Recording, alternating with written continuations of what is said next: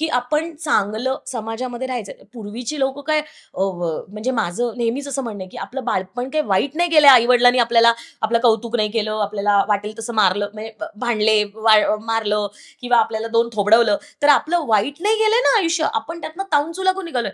आपल्या मुलांना आपण इतकी स्पेस का देतोय? किंवा त्यांना नकारात पचवण्याची सवयच लावत नाही आहोत. ॲक्चुअली तोच प्रॉब्लेम आहे, की मुलांना मुलं किंवा मुली त्यांना नकारच नको येतात. हां.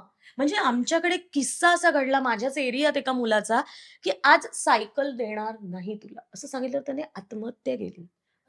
किती छोटा मुलगा, 8वीतला मुलगा. मला असं म्हणायचंय का? नकार का नाही तुम्ही पचवू शकत? आई-वडिलांनी आम्हाला किती गोष्टी मी दाखवलेला रस्त्यावरचा ड्रेस मला तर कधी आठवतच नाही, की आम्ही दुकानातून कपडे खरेदी केलेत. पूर्वी माहिती रस्त्यावर मिळायचे कपडे डोंबिवलीत, अजूनही मिळतात. मी त्या रस्त्यावरचे कपडे आम्ही दोघांनी ह्याच्या आई-वडिलांनी काय माझ्या नाही. परिस्थिती तेव्हाही नव्हतीच की. मी स्वराज्याला अजूनही रस्त्यावरचे कपडे घेऊन घेतोच घालतो. की आम्ही, घालतो.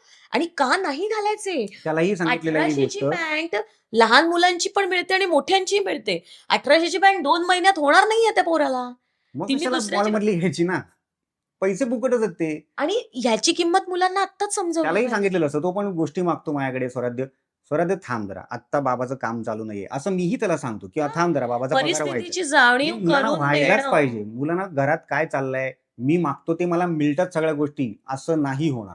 हां, किंवा त्यांना राग आला, वाईट वाटलं तर हो, रुसू दे, रागवू दे, चिडू दे, भांडू दे. केलंच पाहिजे, मुलांनी एक्सप्रेस झालंच पाहिजे. म्हणून लगेच कुशीत घेऊन बसायचं. माझ्याकडे स्वराध्य जेवत नाही म्हटलं तर मी किती वेळा म्हणजे मी अशी आई नाहीये. मला वाईट वाटतं, आतून वाटत असतं वगैरे सगळं बरोबर आहे. पण त्याचं त्याला कळलं पाहिजे म्हणून तो जेवत नाही म्हटला, की मी थांबून राहते त्याला भूक लागेपर्यंत. हे गरजेचं आहे ॲक्चुअली कारण आताच्या पॅरेंटिंगमध्ये अरे खा रे किंवा कशाला ना? सारख्या गोष्टी भूक हातात लागली की येणार आहे ते पोर येणार आपल्याकडे परत. बरोबर. मग त्यालाही ती ॲडजस्टमेंट करायची सवय लागली पाहिजे ना. आता माझ्या मुलाला मी नेहमी सांगते, की शेपूपासून सगळं खायची सवय लागली आहे. कारण त्यांची चव डेव्हलप व्हायच्या आधी त्यांना खायला-प्यायला घातलंय. माझं मूल हे खात नाही. त्याला ते तो आवडत पिझ्झा नाही. पण खातो, तो हो. वांग्याची भाजी पण खातो, तो भेंडीची भाजी पण खातो, भाकरी तो पण सगळं खातो. खातो. भाकरी पण खातो, सगळं खातो तो. माझं काय म्हणणं आहे, हे खूप मोठी गोष्टच नाही. पण मला असं वाटतं, की ह्या सवयी आपणच मुलांना लावल्या पाहिजे. माझ्या मुलाला दूधच आवडत नाही, माझ्या मुलाला तेच आवडत नाही, मग ते हेच लागतं आमटीत आमटीमध्ये ते शेंगा घातल्या, की बाजूला काढतात. कोथिंबीर आवडतच नाही. मी इतकी मुलं पाहिली कढीपत्ता, कोथिंबीरीला कचरा म्हणतात. अरे बाई हा बापरे! कचरा आहे आमटीमध्ये मला नको. असं कसं कचरा? त्याच्यानीच तर चव येतीये जेवणाला. त्यांना ती माझ्या पोराला मी उभं करून तेच शिकवते. हे पाहिजे तर त्याची चव बघ जेवताना कशी लागते.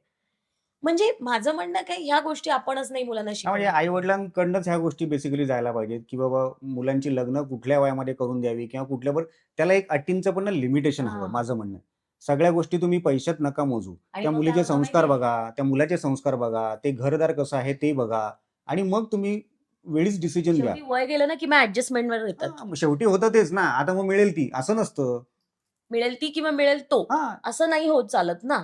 माझं म्हणणं आहे, की जेव्हा तुमचं छान वय आहे, तुम्ही छान दिसताय, छान तुमच्यामध्ये ते सौंदर्य आहे, तुमच्यामध्ये तो तारुण्य आहे, तुमच्यामध्ये व व काय म्हणतो ते आता एक गळ्यात पाय आल्यावर तर काय म्हणजे एक 50-60 नंतर गळ्यात पाय आल्यावर थोडीच ना आपण अ, व व रायगड बघायला जाणार आहोत, आपण आणखी कुठे लेह लडाख बघायला जाणार आहोत, की बाबा आता श्वसनाचे त्रास होऊ लागलेत.